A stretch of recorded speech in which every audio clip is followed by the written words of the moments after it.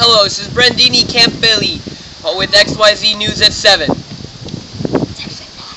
Oh, I've been informed it's at 9. Well, today we have a great lineup for you.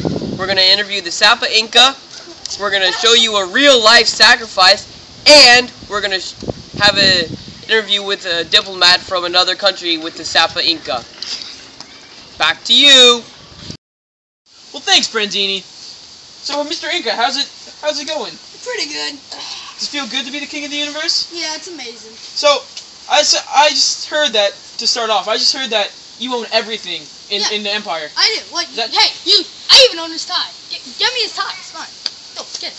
Alright. Ooh, Sapa Inca. What? What? Oh. I look great, don't I? Yes. Well, anyway, I've been hearing a lot of rumors about your life, Mr. Inca, about your family life. Can you help me clear some of those up? Yeah, I have a ton of wives. Well, there you have it. He has a ton of wives. One primary wife. My sister. You're not married to your sister? I can't say that I am. Some people. Foreigners. Well, so a lot of civilizations have a social structure. I was just wondering if this is true with the Incas. Maybe you could help our viewers at home. Maybe do a little bit of... How strange you ask. We do. I guess they do. Yeah. See, it's shaped like a pyramid, with the awesome people at top, like the Sapa Inca, the okay people in the middle, like the lords, and then the weirdos at the bottom, like the commoners. Well, there you have it. We have the weirdos at the bottom, the cool people at the top. Maybe we should maybe we should go and interview some of these people. Yeah. Back to you, Brandini. Thank you, Philip. And now we will be interviewing the great Maxini. So how's it going, Max? It's going pretty good. It's okay if I call you Max? Yeah, I would prefer Maxini. Alright, fine. So, I hear you're a noble. Yes, I am. Good living? Yes, very good living. So, what are some perks you get as a noble? Well, you forgot to cover what's pretty important, is that I'm a Capac Inca. Oh, I'm sorry. What's a Capac Inca? Well, I'm related to the Sapa Inca. But I'm not the highest as the Sapa Inca. Okay, so how are you related to the Sapa Inca? Well, I'm kind of like his sister's brother twice removed on the third side. I didn't even know there was a third side. There you have it. He's an obscure relative of the Sapa Inca.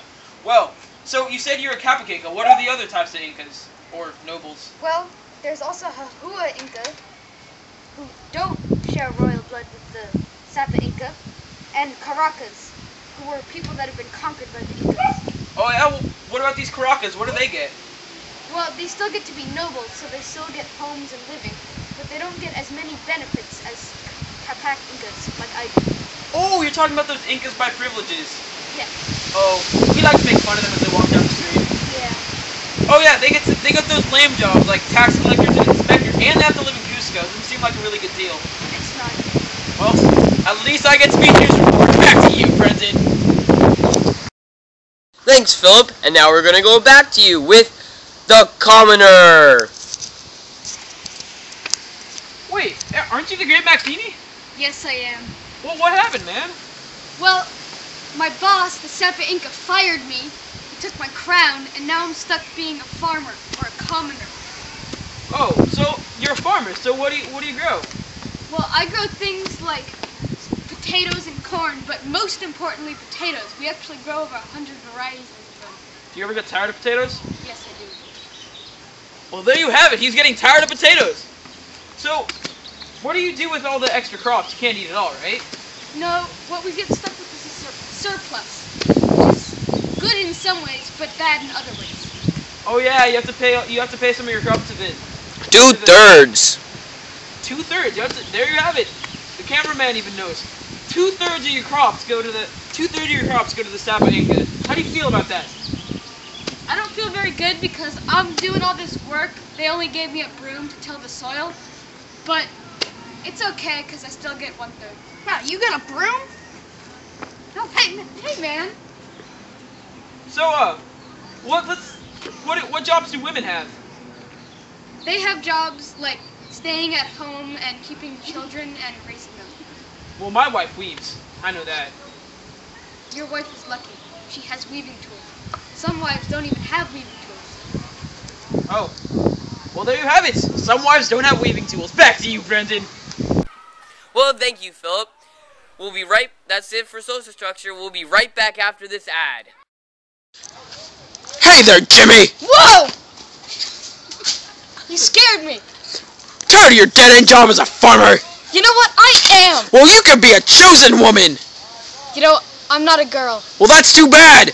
Because if you were a chosen woman, you could be thrown from your families forever, and you might get sacrificed! Really? That Yes! sounds amazing. Guess what? And we'll take you to Cusco! Wow. I don't know how I could refuse this. Well, you can't! Because if you're beautiful and you have good values and you're a good candidate, we will find you, and we will take you to Cusco! Okay, two things. I'm not a girl, still, and that sounds a lot like kidnapping. Yes, but it's legal kidnapping! Okay. If you look to your right, you'll see a dramatization of what happens during a sacrifice. Doesn't being a chosen woman sound great? That sounds great. And being a chosen woman isn't really a dead-end job. There's plenty of job opportunities to go from there. You can be married to the Sapa Inca, or a noble, and you can be a mama cocha, or religion teacher. Doesn't that sound great? That sounds great. So sign up today at your local chosen person. Or people who chooses chosen people. I'll be sure to do that.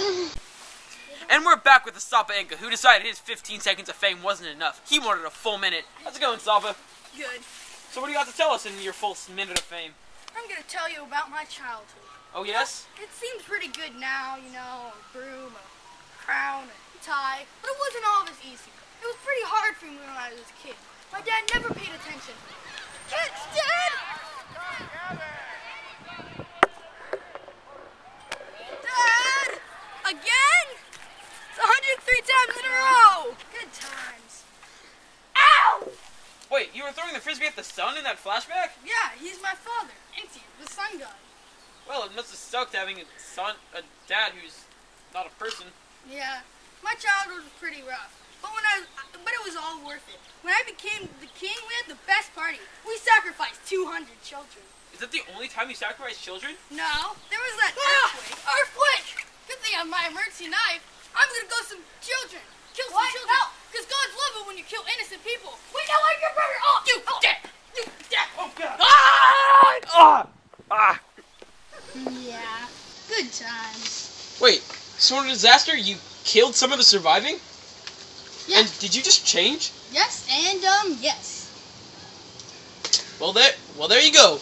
Sapa Inca, the master of quick change and murder of children in a disaster. Back to you, Brendan. Thanks, Philip. And now we're going to go to Moritz Fleischman with a talk about religion.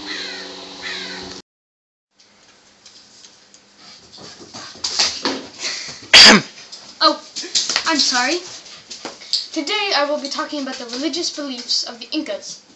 They believed in many gods, but their supreme god was Viracocha, who they thought was the creator of the world. The other, less important gods was the weather god and rain giver, Alapu, Pachamama, the earth mother, and Mama Cocha, the goddess of the sea. However, the most important god was Inti, the god of the sun. Priests were an important part to Inca life. They presided over temples and shrines devoted to the gods. They also ran over sacrifices and huacas. Huacas could be anything. They could be oddly shaped rocks. This is a huaca. This is not. But they could be just about anything, like bridges, or television, or books, or tables, or chairs. Now, sacrifices. They used to sacrifice anything. They would throw corn into a fire or sacrifice live animals such as llamas or guinea pigs. But the most important sacrifice was human sacrifice. These were only in times of special occasions or natural disaster. Well, that's very interesting, Marks. And now we have the Sapa Inca telling about political relationships. Hello, I'm here to talk about you about our foreign policy. We have several ways of bringing people into our empire. We usually didn't start out with 4. We sent a delegate. There, I don't want to go, it's too dangerous. Here. I hate that crown anyway. Anyway, The delegate usually told them if they joined us, they'd get peace and prosperity. Even those idiots understood that if they didn't, we'd beat them in war. Most people were smart and joined us. However, the few remaining idiots we had to fight. We had tons of weapons, like spears, axes, and clubs. We usually won. Sometimes we even moved them to a different part of the empire, so they'd even lose their land. Of course, if they joined us, they'd have to adopt our ways. They could keep their own gods, but they had their own little petty, strange gods. But they had to realize that ours were the most powerful and build a sun temple. We also sometimes brought their leaders to Cusco to learn the language. Then when they returned, they could be our leaders. Hey, you! Usually then, we took an important religious object. We convinced those idiots that we're going to protect it and keep it safe for them.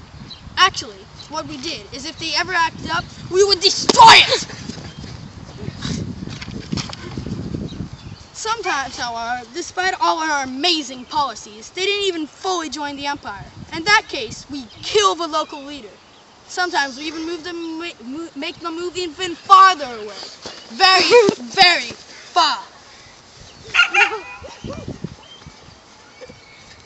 That is our foreigner policy. Thank you for watching our presentation on the Inca civilization. Next week, we will be in the basement on some other interview.